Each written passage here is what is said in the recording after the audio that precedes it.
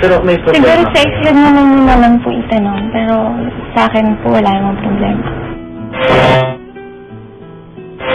3 buwan nang nasa kagampan si Jeneline Mercado, pero katakataka raw na kahit anong kain ang gawin niya ay nangangayayat pa rin siya. Underweight daw ako. Tapos sobrang stress daw ako. Marami.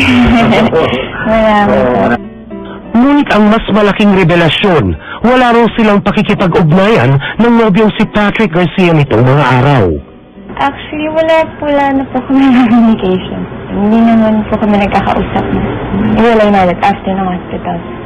Nire-remind ko naman siya palagi pag gutul sa banga ganyan. Kasi kailangan ko po talaga ng kasama pag magpapacheck up. Lalo na sa situation ko, kailangan talaga lagi siyang nandyan para sa akin. And lagi siyang nandyan para alagaan ako. And kahit man lang, tawagan lang ako, okay na yun. Kahit na hindi niya na lang ako puntahan. Kahit tawag na lang. Or kamustahin mo lang. Hindi ko po alam. Siguro sa islog naman po itanong. Pero sa akin po wala namang problema. But categorically, did Patrick really text her, short of saying it's over between them? Hindi ako mag-usapan.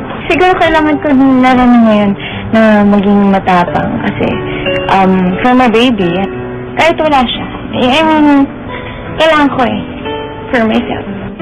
Pero hindi itinanggi ni Jeneline na kailangan niya si Patrick. Wala naman po. Para sa akin, syempre, para sa amin, anak ko. Kahit siguro gaano katagal, maghihintay ako.